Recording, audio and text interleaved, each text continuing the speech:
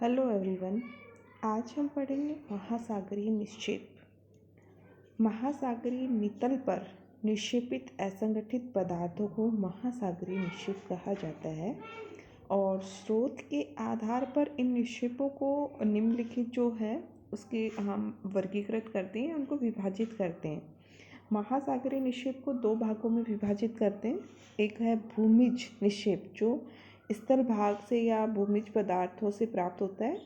एक है गहन सागरीय निक्षेप या पेलाजिक निक्षेप जो कि सागर के अंदर ही जो सागरीय जीवों के अस्थिपंजर हैं या उनके वनस्पति है सागरीय, उनसे प्राप्त होते हैं। जो भूमिज निक्षेप है उनको फिर बजरी, बालू, सिल्ट, क्ले, पंख इनमें विभाजित करते हैं। पंख को फिर 3 भागों में विभाजित करते हैं, नीला, लाल और हरा। गहन सागरीय निक्षेप को जैविक निक्षेप और अजैविक निक्षेप। जैविक निक्षेप में 2 है, चूना प्रधान और सिलिका प्रधान। चूना प्रधान में ग्लोबिजेरिना उर्ज और टेरापोड उर्ज, सिलिका प्रधान में डाइटम उर्ज और रेडियोलेरियन उर्ज। अजैविक निक्षेप में लाल चिक्का, ज्वालामुखी पदार्थ और ब्रह्मांडीय पदार्थ आते हैं। अब हम एक एक करके इनका अध्ययन करते हैं। तो जिसमें सबसे पहले आता है भूमिज पदार्थ या स्थलीय पदार्थ। महासागरों में निक्षेपित भूमिज पदार्थों को कणों के आधार पर निम्नलिखित भागों में विभाजित करते हैं, जिसमें सबसे बड़े कण होते हैं बजरी के, जो 2 से 256 मिलीमीटर के होते हैं। फिर बालू 1 से लेकर 1/16 मिलीमीटर। सिल्ट के उससे भी बारीक यानी 1/32 से 1/256 मिलीमीटर। क्ले के उससे भी मतलब बारीक होते हैं, 1/512 से 1/8192 मिलीमीटर।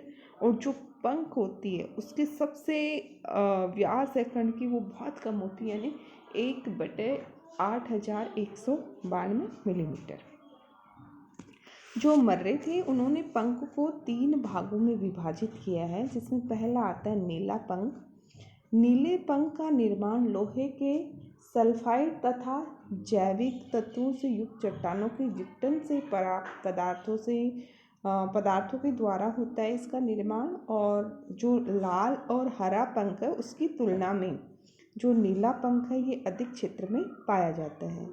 लाल पंख लोहे के ऑक्साइड के कणों के कारण इसका रंग होता है वो लाल होता है।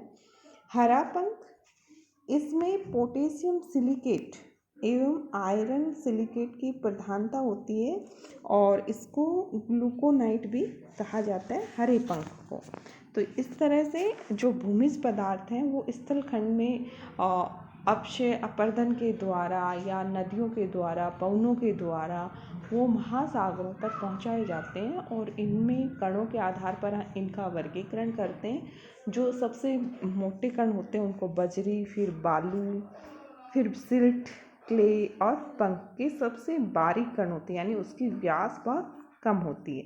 फिर पंख को 3 भागों में बांटते हैं, नीला पंख, लाल पंख और हरा पंख। और ये जो जैसे नीला पंख है ये लोहे के सल्फाइड और जैविक तत्वों से चट्टानों के विघटन से बनता है। लाल पंख लोहे के ऑक्साइड से और जो चट्टानें होती हैं उनके कारण। हरा पंख पोटेशियम सिलिकेट एवं आयरन सिलिकेट की प्रधानता से बनते हैं। ज्वालामुखी पदार्थ 2 स्रोतों से प्राप्त होता है। पहला है कि स्थलखंड पर जब ज्वालामुखी उद्गार होता है वो नदी के द्वारा या पवन के द्वारा या अन्य जो हिमनद के द्वारा, जो अन्य बहिर्जात जो बल है उनके द्वारा सागरों में पहुंचाए जाते हैं। दूसरा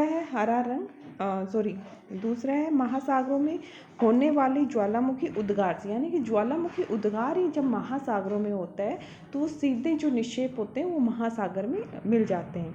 तो इस तरह से ज्वालामुखी पदार्थ 2 स्रोतों से मिलते हैं। एक तो स्थलखंड पर जब ज्वालामुखी उद्गार होता है जिसमें जो राख है या विखंडित पदार्थ है या लावा है वो विघटित होके, तो और एक डायरेक्ट जब सागर में उद्गार होता है। इन पदार्थों का रंग गहरा भूरा और काला होता है। अगला आता है जैविक पदार्थ। तो जैविक पदार्थ के अंतर्गत सागरीय जीवों के चूना प्रधान और सिलिका प्रधान अवशेषों को सम्मिलित किया जाता है और इनको 2 वर्गों में विभाजित किया जाता है। पहला आता है नैरेटिक पदार्थ। नैरेटिक पदार्थ जो है वो सामान्यतः महाद्वीपीय मगन तटों पर पाए जाते हैं और इनके ऊपर भूमिज पदार्थों का आवरण पाया जाता है और इसके अंतर्गत सागरीय जीवों के जो अस्थिपंजर हैं और वनस्पतियों के अन्य अपघटित अवशेषों को सम्मिलित किया जाता है। तो नैरेटिक महाद्वीपीय मगन तटों पर। और पेलाजिक पदार्थ, पेलाजिक जो पदार्थ है वो गहन सागर में निक्षेपित वनस्पतियों जिसमें मुख्यतः शैवाल आती है, गहन सागरीय जो क्षेत्र होते हैं उनमें मुख्यतः शैवाल मिलती है, एवं समुद्री जीवों के वैसे अवशेष शामिल किए जाते हैं जो यांत्रिक और रासायनिक प्रक्रियाओं द्वारा कीचड़ में परिवर्तित हो चुके हैं। यानी नैरेटिक महाद्वीपीय मगन तट पर और उनके ऊपर भी जो भूमिज है जैसे बजरी है, बालू है या सिल्ट है, पंख है, उनका आवरण मिलता है।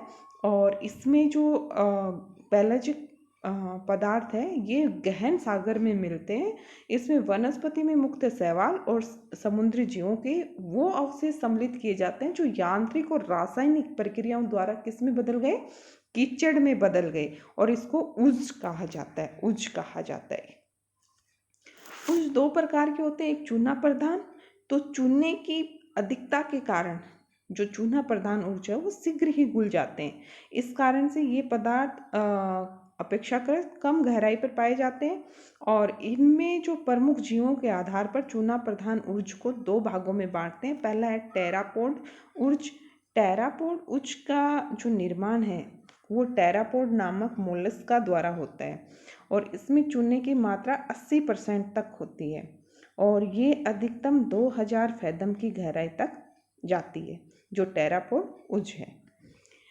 ग्लोबिजेरिना उर्ज, ग्लोबिजेरिना उर्ज है, इसका निर्माण मुख्यतः ग्लोबिजेरिना नामक फोरामेनिफेरा जैव के द्वारा होता है और ये 2000 से 4000 फैथम के बीच पाया जाता है और इसका निक्षेप मुख्य रूप से निम्न अक्षांशों में पाया जाता है। यानी कि निम्न अक्षांश भूमध्य रेखा के जो आसपास की अक्षांश है उनमें इसका निक्षेप पाया जाता है। अगला आता है सिलिका प्रधान उर्ज, जिससे कम घुलनशील है। देखो सिलिका कम घुलनशील है, चूना अधिक घुलनशील है। तो कम घुलनशील होने के कारण ये अधिक गहराई वाले भागों में भी पाया जाता है और इसे पुनः 2 उप विभागों में विभाजित किया जाता है, जिसमें पहला आता है रेडियोलेरियन उर्ज। रेडियोलेरियन नामक जीव के अवशेषों के द्वारा इसका निर्माण होता है और ये जो रेडियोलेरियन है ये एक प्रोटोजोआ जीव है और साथ ही इसमें फोरामेनिफेरा वर्ग के जीवों के अवशेष भी मौजूद रहते हैं और ये उर्ज 2000 से 5000 फैथम की गहराई तक पाया जाता है। डाइटम उर्ज, इसका निर्माण अत्यंत सूक्ष्म पौधों द्वारा होता है। पेलाजिक जो निक्षेप है संपूर्ण महासागर के 75% भाग में फैले होते हैं और जिसमें देखो हम देखें तो लाल चिक्का सबसे अधिक मिलता है जो अजैविक निक्षेप है। लाल चिक्का जो है पेलाजिक निक्षेप है, यानी कि ये गहन सागर में मिलता है और ये 36.1% क्षेत्रफल पे फैला हुआ है। ग्लोबिजेरिना उर्ज ये 29.2% पे फैला हुआ है जो कि चूना प्रधान उर्ज है। डाइटम उर्ज जो कि सिलिका प्रधान है 6.4%। रेडियोलेरियन उर्ज 3.4% क्षेत्रफल पे फैला हुआ है। टेरापोड 0.4% पे। अजैविक निक्षेप क्या होते हैं कि जब तापमान में वृद्धि होती है या कार्बन डाइऑक्साइड की मात्रा में कमी होती है, इसके कारण वायुमंडल में बहुत अधिक परिवर्तन होते हैं और परिवर्तन होने के कारण ठोस पदार्थ पृथ्वी की सतह पर गिरते हैं और महासागरों में निक्षेपित हो जाते हैं और इसमें मुख्यतः होते हैं डोलामाइट, सिलिका, लोहा, मैग्नीज ऑक्साइड, फॉस्फेट, बेराइट्स आदि खनिज तत्व प्रमुख हैं जो अजैविक निक्षेप हैं।